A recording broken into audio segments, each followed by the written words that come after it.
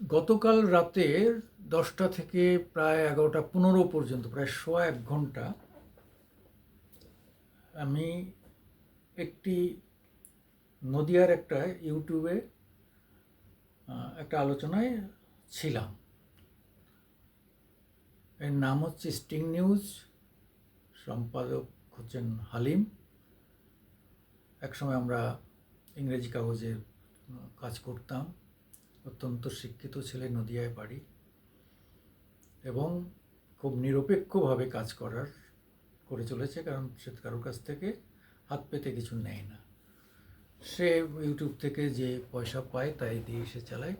কিন্তু সে ওই সব সব ইউটিউবের সঙ্গে তার একটা পার্থক্য যে সে সবাইকেই সমালোচনা করে। কারোর এক পক্ষে হয়ে করে আর এক পক্ষের ধামা ধরে এমন নয়, বা এক পক্ষকে সমর্থন করে এমনটা নয়। ধামা ধরার শব্দটা ইউজ করা ঠিক না, কারণ হচ্ছে একটা চ্যানেলের, সেটি ইউটিউব হোক, একটা পেপার, নিউজ পেপারে হোক, ম্যাগাজিন হোক, তার স্বাধীনতা আছে। সে কী ধরনের নিউজ করবে, কাকে সমর্থন করবে, কাকে সমর্থন করবে না। রাইট টু এক্সপ্রেশন আপনারা জানেন, হ্যাঁ, রাইট টু এক্সপ্রেশন আর্টিকেল 19, 19(1) আপনারা সবাই জানেন এখন, যে মানুষের কথা বলার অধিকার। আমাদের কিন্তু মিডিয়ার আলাদা কোনো এক্সট্রা কোনো অধিকার দেওয়া হয়নি। অনেকের ধারণা যে মিডিয়াকে একটা বিরাট মানে দেওয়া হয়েছে, কিন্তু না, মিডিয়াকে কিচ্ছু দেয়নি। এই ভারতবর্ষের যে সংবিধান কিচ্ছু দেয়নি, মিডিয়াকে আলাদা কিচ্ছু দেয়নি। মিডিয়ার যা অধিকার, একজন সাধারণ মানুষের সেই অধিকার 19 ধারা, অর্থাৎ আর্টিকেল 19 ধারায় কি বলা হচ্ছে, যে সাধারণ মানুষ তার মতামত দিতে পারে। সেটা পক্ষে যেতে পারে, বিপক্ষে যেতে পারে, খারাপ হোক ভালো হোক যাই হোক, সে বক্তব্য রাখতে পারে।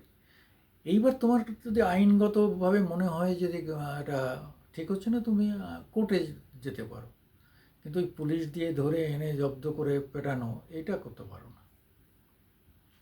যাই হোক, কালকে সেই আলোচনায় বারবার উঠে আসছিল যে এই যে আরজি কর, হালিম বারবার বলছিল যে ওরা অত্যন্ত প্রত্যন্ত গ্রামে থাকে, যে এই যে মানে এই আবেগটা এমনভাবে ছড়িয়ে গেছে যে নাকাশিপাড়া তার থেকেও মানে তার থেকেও আরও ভিলেজের ভিতরে, যেখানে মানে প্র্যাকটিক্যালি এত আলোচনা, এত কিছু দেখার সুযোগ নেই, সেখানকারও ছেলেমেয়েরা রাস্তায় নেমে পড়ছে, উই ওয়ান্ট জাস্টিস। এই যে ব্যাপকতা, এই ব্যাপকতাটা থেকে মানে আমরা অবাক হয়ে যাচ্ছি যে আমরা আজ পর্যন্ত কোনো আন্দোলনে, যতটুকু আমরা দেখেছি, কোনো আন্দোলনে এই ধরনের স্বতঃস্ফূর্ততা এবং ব্যাপকতা, হ্যাঁ, এত ব্যাপ্তি দেখিনি। এটা কিন্তু হালিম যেমন বলছে, আমারও মনে হয়েছে। আমারও বললাম তো, সেই সিদ্ধার্থ শঙ্কর রায়ের আমল থেকে দেখে আসা, এ পর্যন্ত বহু আন্দোলন দেখেছি, কিন্তু এই রকমভাবে মানুষের মধ্যে যেভাবে মানে পৌঁছে গেছে আন্দোলনটা, এটা আমরা দেখি। আমাদের কাছে সত্যিকারই এমন এমন খবর আসছে যে তারা কেন করছে তাই জানেন না। হ্যাঁ, কিন্তু মানে আগের আন্দোলনে বহু মিছিলে দেখেছি, কিন্তু এই মিছিলটা একটা বাচ্চা মেয়েও জানে, একটা বাচ্চা ছেলেও জানে যে তারা কেন করছে। যে একটা দিদি ভাই মারা গেছে, তাকে খুন করা হয়েছে, রেপ করা হয়েছে, এটুকু তারা জানে। কিন্তু এখনও বহু মিছিলে, বহু পার্টির মিছিলে ঝান্ডা ধরে অনেক বড় লোকেরাও জানে না কেন তারা এই ঝান্ডা ধরে কেন হাঁটছে বা কোথায় যাচ্ছে। কিন্তু এই যে একটা ঘটনা, এটা কিন্তু নারী মনে তো ভয়ঙ্কর আঘাত হেনেছেই, কিন্তু সাধারণ মানুষের মধ্যে সত্যিকার একটা ভয়ঙ্কর মানে মানে সুরক্ষাহীনতা, মানে কি বলবো, তারা প্রোটেকশনটা নেই, এরকম একটা মনোভাব পোষণ করছেন যে আমাদের কোনো সুরক্ষা নেই। তো কালকে সেই আলোচনায় বারবার আসছিল যে এর ফলটা কি 2026-এ পড়বে, মমতাকে কি এর ফল ভোগ করতে হবে। আমি তার সঙ্গে একমত হইনি। তার একমত হয়নি মানে সেও জানতে চেয়েছিল, এটা তো কেউই চাইবে কি চাইবে না এটা আলাদা জিনিস। কিন্তু আমার একটা ধারণা যে মুসলিম ভোটটা আছে এবং মহিলা ভোট কিছুটা কাটেল হলেও মমতা উতরে গেলেও যেতে পারেন। তবে এখনও 2 বছর সামনে, এই সময়টা কি হবে জানার নেই। আরেকটা ব্যাপার রয়েছে যে 2021-এর অ্যাসেম্বলি ইলেকশনের পরে যেভাবে মানুষের উপর অত্যাচার হয়েছিল একটা শ্রেণীর উপর, ঘর বাড়ি জ্বালিয়ে দেওয়া, মারধর করা, সে একদম বাংলাদেশে এখন যা হচ্ছে সেরকম হয়েছিল। তারা অনেকে এখনও আসামে আছে, যেহেতু তারা হিন্দু এবং তারা বিজেপিকে ভোট দিয়েছে, এই অপরাধে এটা করা হয়েছিল। এই এই যে অভিঘাতটা, এটা কিন্তু অনেকেই পোষণ করে রেখেছে 26-এর জন্য। 21-এ হয়েছে, 21-এর পরে 26-এ ভোট হবে, যে অ্যাসেম্বলিতে এটারও এটা নিয়ে আলাদা অনেকবারই আমি বলেছি এবং এটা নিয়ে আবারও একটা ভিডিও করব। এটা কিন্তু এইটা রয়েছে, সেটা মোছার চেষ্টা তো মমতা ব্যানার্জি করেনি, বরং সেখানকার মুসলিমদেরই তিনি এখনও সমর্থন করে যাচ্ছেন, তোষণ করে যাচ্ছেন, কিন্তু হিন্দু ভোটটাকে তিনি কোনো আমল দিচ্ছেন না। ওই একটাই কারণে যে তিনি ধরে নিচ্ছেন 30% মুসলিম ভোট আর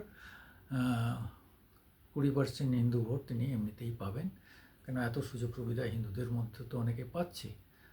এবং মহিলাদের যে ভোটটা লক্ষ্মীর ভাণ্ডার একটু বাড়িয়ে দিয়ে সেটা করে নেবেন, এটা। কিন্তু ভারত বর্ষের চেহারা একরকম আর ওয়েস্ট বেঙ্গলের চেহারা আলাদা। যদি মানুষ মনে করে যে উল্টে দেব, সে কিচ্ছু বলবে না, সে কিন্তু বিপ্লব দেখাবে ব্যালট বাক্সে, বাইরে কিছু করবে না। সেই জায়গাটা যেন না আসে, সেই দিকে লক্ষ্য রাখা উচিত শাসক দলকে, যে এই ধরনের ঘটনার পাল্টা করতে গিয়ে যেন আরও ডিটোরিয়েট না করে, এই জায়গাটা দেখা উচিত। এবং আমার এখনও বিশ্বাস যে ঠিকমতো এই দল যদি সহমর্মিতার সঙ্গে দেখে, তাহলে 2026-এ তাদের আশা কেউ আটকাতে পারবে না। তারা আসুক, চাই বা না চাই, এটা আলাদা ব্যাপার। আমার চাওয়ার উপর দিয়ে কিছু যায় আসে না। কেউ ভাবতে পারেন আরে বাপরে আবার পুনরায় আসুক চাইছে, আমার চাওয়াতে কিছু যায় আসে না, আমার আপনার চাওয়াতে কিছু যায় আসে না। জনগণ কি চাইছে সেটাই হচ্ছে ব্যাপার।